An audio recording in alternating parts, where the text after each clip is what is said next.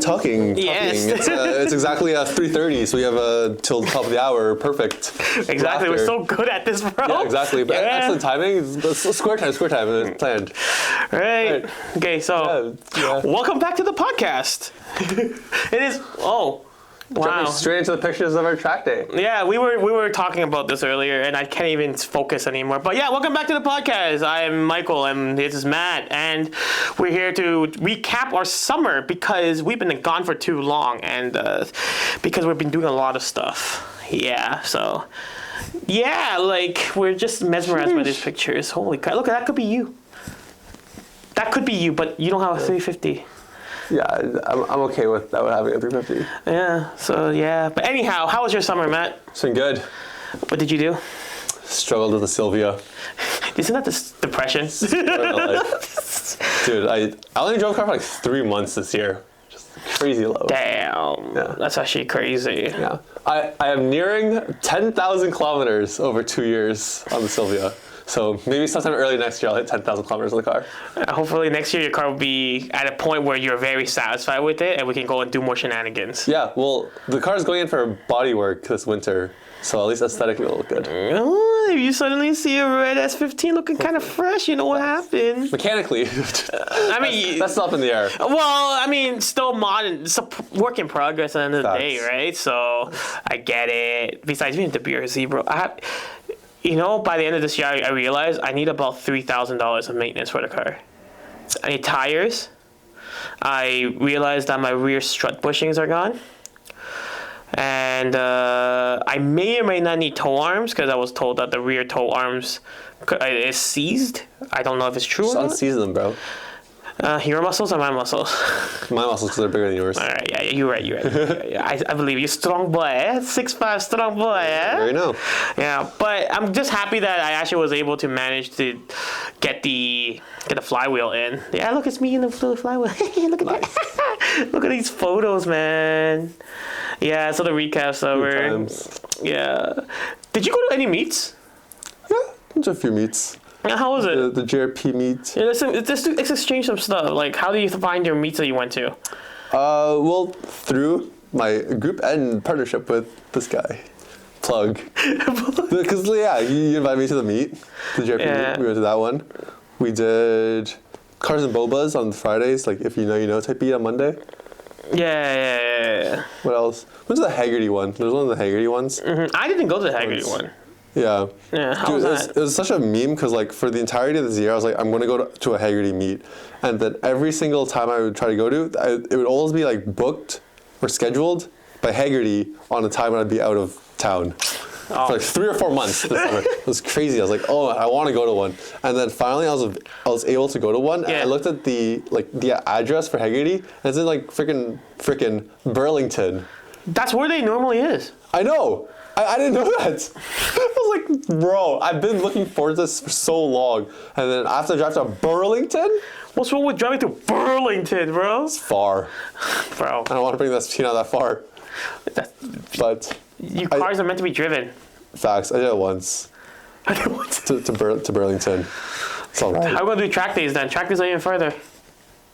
Cayuga is an hour and a half. That's different though. If I go to Cayuga, I'm going to Cayuga like for the entire day to do tracking. That's true. If I go to Haggerty, I'm going to go for like a couple hours for a meet to see cars that I could just see at a normal car meet, or I could just see at a dealership. Hey, you got that new Viper ACR on the lot? Yeah, I mean, like it's different, right? Like you have to go out to Cayuga or Shannonville to track a car. You don't have to go to Burlington to go see NPC cars. Damn, you called them NPC. Not NPC, but there's that LFA there. I was like, oh, that's fancy. Damn, he called them NPC cars, bro. Some of them are definitely NPC cars, dog. I mean, that's just the scene, bro. Like, you know, it is what it is. Like, I hate to be that guy and be a hater, but sometimes, you know, regular traffic is regular traffic. And then we just try to make it a little bit more personalized, right? I saw a guy in an E63 do a donut in the street in front of Haggerty. That's some takeover activity. Yeah, that's some hoodlum. But I think they gave him a pass because it's an AMG car. So it's not like, that's not fair. That's one thing I don't like is when people are like, oh, it's an E63, so okay, cool. But then if it's like 350Z, it's like a clap 350Z. It's not cool. It's like, what's the difference other than the fact that, oh, the car is the car? Then no, we should be the same discipline. That's how life works in general, It's bro. so Like, stupid. if people who have more money get away with more things. People who are more attractive get away with more things. I don't like that because it doesn't make sense. Like, the law is supposed to be opposed and upheld by everyone. Doesn't matter if you have money or look better or whatever. Scene. Would you rather walk onto the street and see an attractive person, or would you rather walk onto the street and see an ugly person? Yeah, we're going through this conversation again. Okay, I rather see a prettier person. Correct? Okay, exactly. But why? No, why is there a Just a street. pass? But the fact is, the pretty person is doing something illegal and they get a pass for it. Whereas if an ugly person does it, they don't get a pass for it. It's like, no, it should be treated the same. It shouldn't be a pass on something like that. Okay, them doing a donut on the street is an assault on my senses because it's like it's loud, etc. Right? So the equivalent of that is like, would you rather have an ugly person talk to you or a pretty person talk to you, right? Because they're still filling my ears with sounds, but talking to me. Same thing with doing on burnouts. It's still breaking a law. It's on public roads. Talking to me can be breaking a law too if you're ugly. Like, if you're pretty, I'll give you a pass. So if a pretty person was racist to you, it's okay. It's more okay. It's more okay. It's more okay. I still don't think you should be doing burnouts in the street. Okay. Like doing donuts in the street. Because that's how the cops get called, etc. Right? That's what I'm trying to get to. It's like, it should be a no-no regardless. But socially. I know, I hate it. Socially. I hate it. Call me a socially illiterate, bro. Socially illiterate. Don't I already do. But it's different. You know what I mean? Like, I'm okay with it because it's an E63. How often am I going to see an E63, like, do donuts? How often are you going to see a 350Z do donuts? Pretty often, actually. Really? We just showed a picture of him doing it. No. That's a drift event, though. I had to go to a drift event to see that. Yeah, no. But it's still possible. When am I going to see an E63 at a drift event?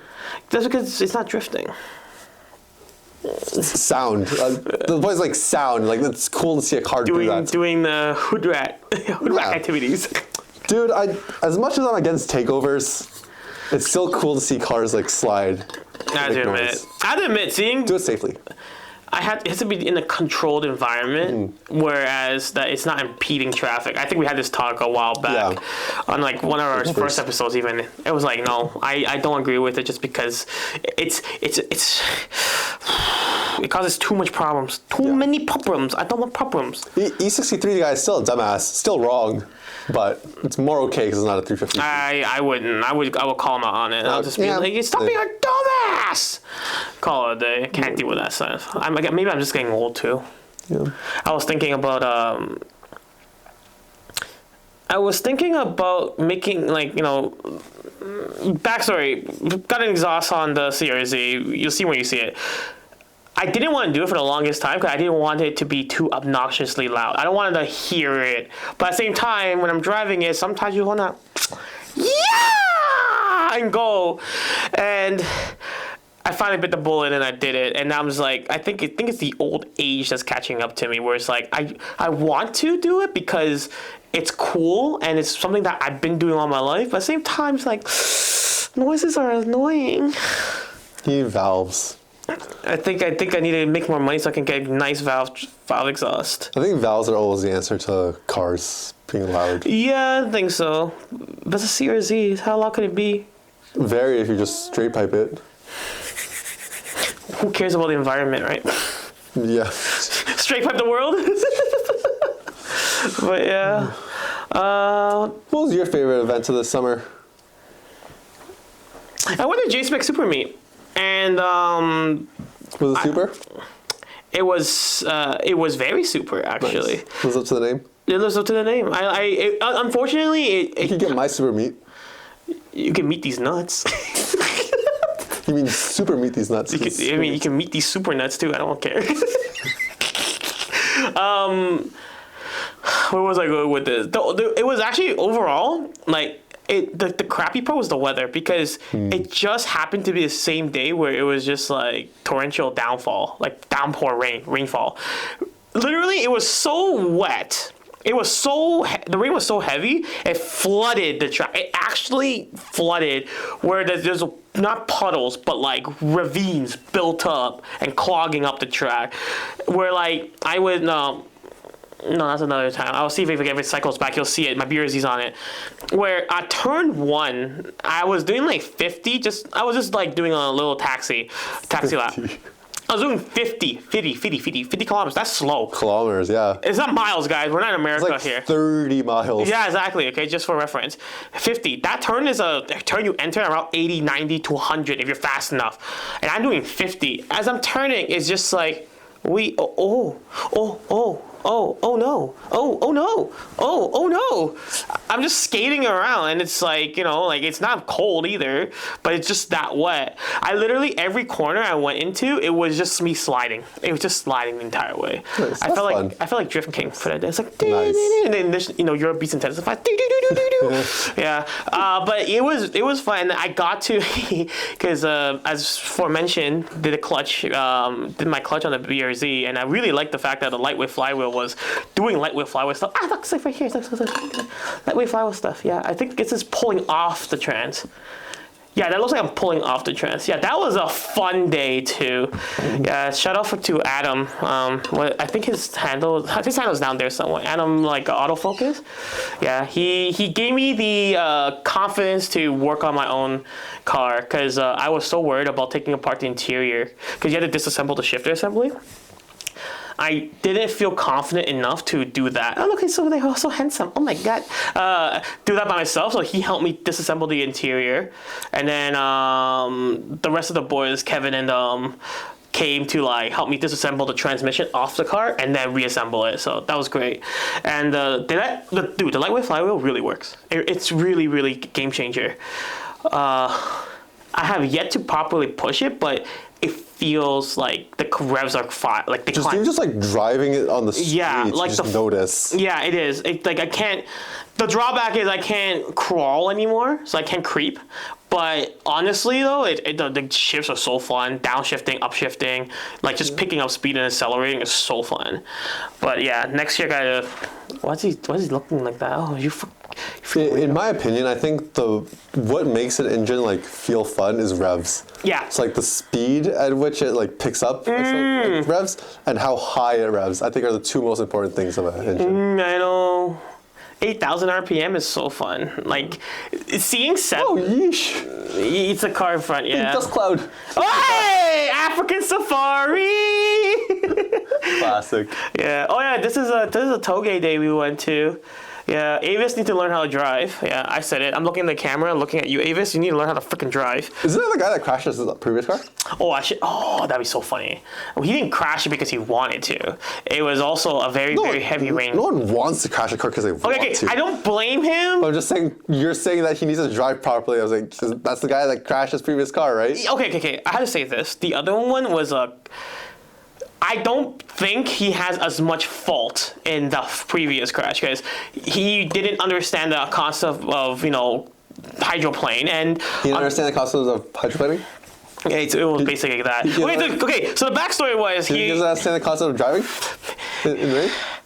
So the backstory is he was coming up to the shop to hang out, and then as he was coming back, so he left to come back. He left to do something, come back. As he was coming back, he took one of the main roads, and it's a 1 lane. Or 2 lanes, sorry, one going up, one coming down. So what happened was it just stopped pouring, and the roads were flooded. Like some of the roads you couldn't drive on. Like you actually take a detour to go back into the city.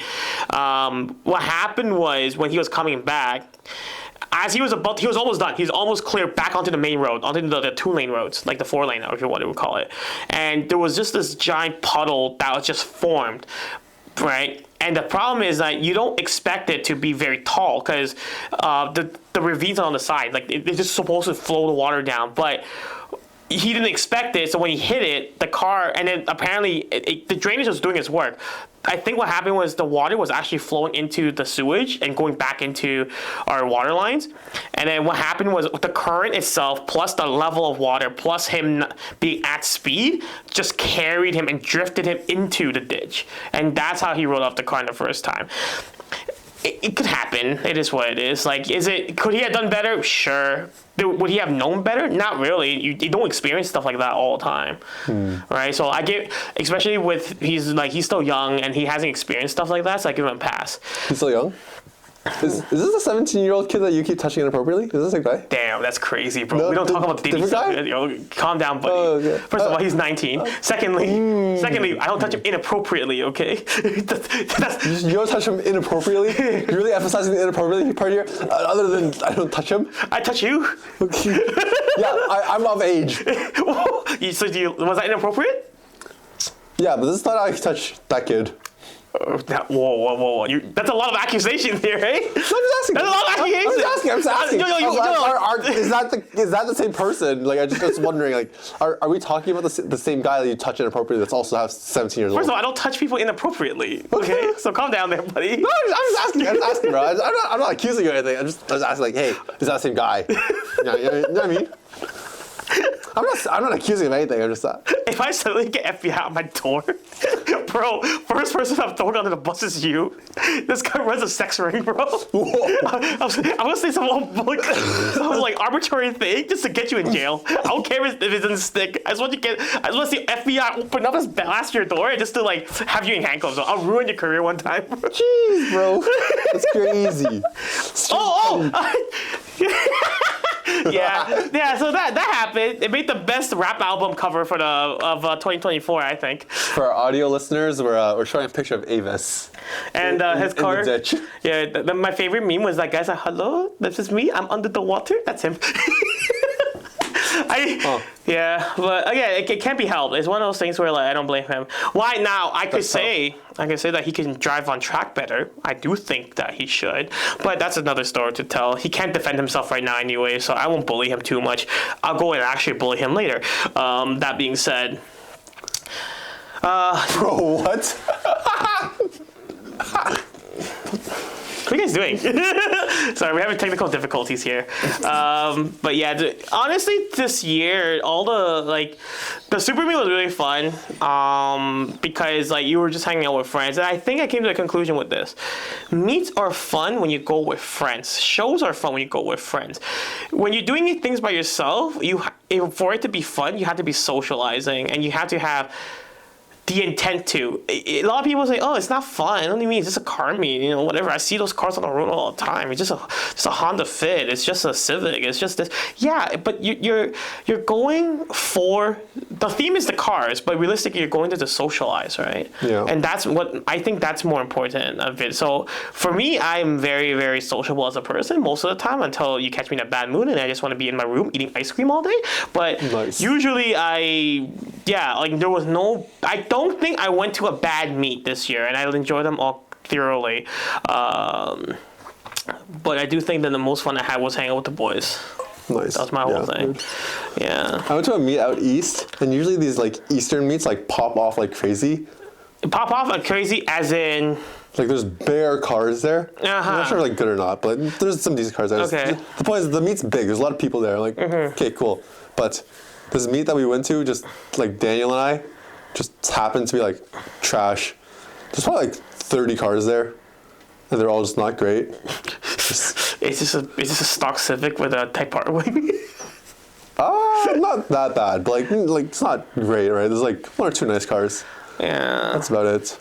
Also, meets are also hard to do now, especially with with the law on our asses and stuff. So that's also some consideration to have as well. I also think there's just too many meets where people are just spread too thin.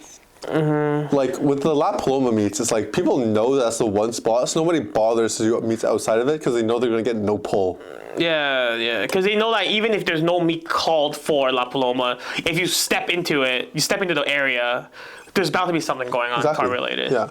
But now that it's gone, it's like everyone's trying to like do something new. Also, see with like the cars and boba meet in Markham, that's a good turnout because people like know like that's the one Markham meet. It's like Markham meets the other one, the Monday one.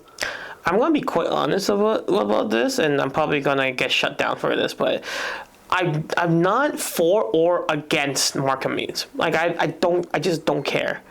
I say that with the utmost respect to the organizer because I don't know him. I don't know who he is, and I appreciate the fact that he's putting effort into trying to host these kind of stuff. But honestly, it's like from all the stories I've seen, it's just too much. I think. Too much of what? It's too much in terms of you could potentially get the wrong crowds, because I have seen him say people that violate certain things will get clowned on, and he does clown on them, which I like the fact that he's a man of his words. I really appreciate that part. But it's the fact that you can't.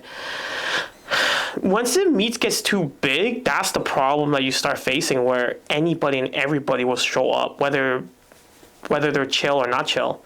And I don't know. Now that I'm thinking about it, I gotta reevaluate my life. What am I doing? Do I really want to go to meets? Do I want to host a meet? I don't know anymore. But that's crazy. We're talking about like just some random market meet, and then Michael's like, I gotta rethink my life. Yeah, I'm still like it's going down bad road, huh? Maybe I don't like me. I just like shows more, like more private meets and stuff like that. Yeah, you know what? I think that's what it comes down to. Cause damn, I don't know, man. Sometimes, like, again, I never really been to a bad meet this year, but it's also because I went with everyone else, and like I have a good time regardless of whatever happens, right? But sometimes you see some like, oh, look, some buffoonery actions going on, and it's just like, ah. I think there's a time and place. Like, yeah, there's.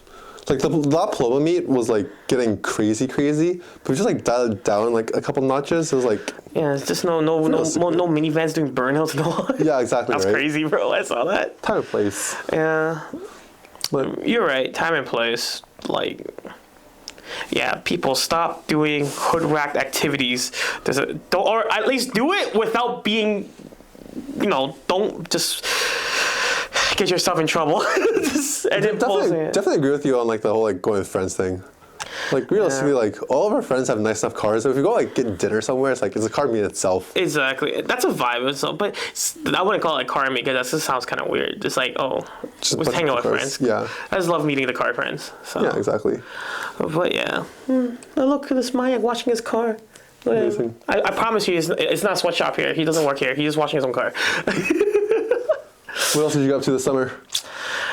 I put an LSD in a CRZ. That was fun. Andre really pulled through on that one, but oh damn, the headaches that we encountered was crazy. But however, if you ever want to know how to put that on, yeah, you know what's funny? That's not even the LSD. That's just a trans. I'm pretty sure that's the OEM one. Oh, seen. Yeah, I'm pretty sure that is. But regardless, we ended up dismantling it and putting an LSD in there, and the car does LSD things. It's so fun.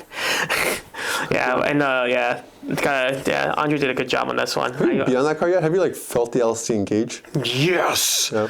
I was in Mexico, and took a wide sweeper, right? And then when like it starts slipping, front wheel drive thing, understeer. Yeah. Now it doesn't do that anymore. It's like, remember when you drove Johnson's car on DDT? So it's like you're matting the throttle on top, like the lowest gear possible and like highest RPM, and like it just keeps going and going into like it's a neutral line, and then once it gets enough grip going through, the car actually steers in more. Yeah, that feeling's there. So nice. Nice. Yeah, like I could just like take a corner, like just whip it in, and it just whee.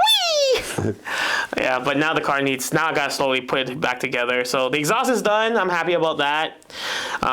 You'll see it on the Instagram page. Yes, yeah, it's done for now. But by the time this video goes out, it'll be done. But right now, it's not done. Yeah, exactly. It's welded together. Yeah, exactly. Don't worry about that. That's done tomorrow. That's a tomorrow worry. By the time this video is out, it would have been welded, which is why it is done as of this time that the video is out. Yeah, no date need to be explained. Unless I'll kick you in your face, bro. I swear to God, I'm shoving my whole foot in your mouth. Unless something goes catastrophically wrong and it never ends up getting finished.